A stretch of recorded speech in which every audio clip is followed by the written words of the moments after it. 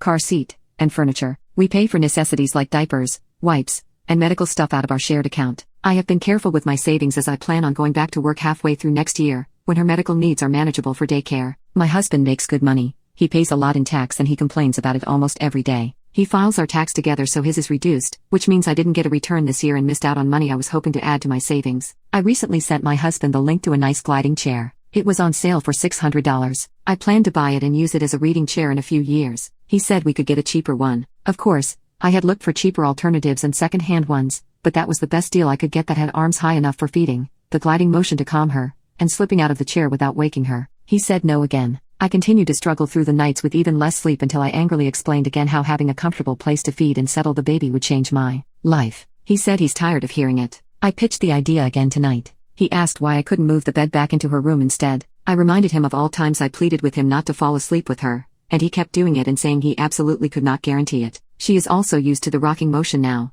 so a bed would not work. I asked him what had changed between the times I begged him not to fall asleep with her and now. He said he didn't want to buy a chair. I told him he was putting money before his wife and child. I said he didn't care about his child's safety or his suffering wife, but he suddenly cared when it came to money. And it's my money. He told me I was being mean, and I spoke to him about how I was feeling the morning. I said how angry I was and that we're suffering so much more than we could be if we just had a freaking rocking chair. He replied, and this took my breath away, that he was sick of being treated like an ATM. Insane. I shot back about how I handed over all of my savings, hundreds of thousands of dollars from the sale of my house, to pay down the mortgage. Then I had 9 months to save and pay for everything the baby. I pointed out how I paid for everything she has. I asked how exactly he is at the ATM. He said let's drop it. Then he said we have a massive tax bill right now, and it's not the time for big purchases. I know he feels like he's working so hard but we are not getting ahead like we should be. I empathize, and I know he works so hard. I know he is doing his best for our family, but this is a temporary stage of life. I asked why I can't spend money from my account specifically for baby things,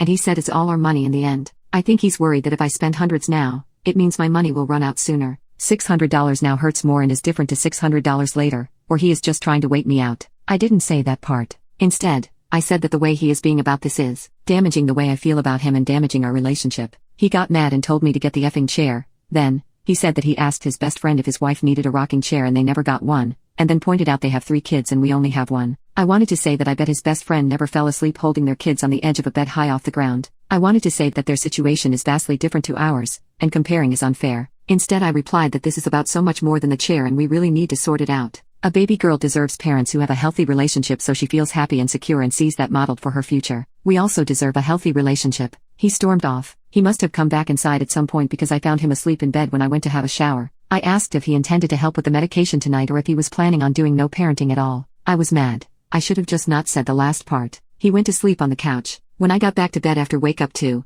at around 11 p.m., he was back. The irony is now I hate the idea of getting the chair. It is a symbol of everything wrong about our relationship and the whole situation and a reminder of how the empathetic, attentive, fun, generous man I married has changed dramatically. It's 12:30 a.m. and she is awake and crying again. I'll see what the new day brings.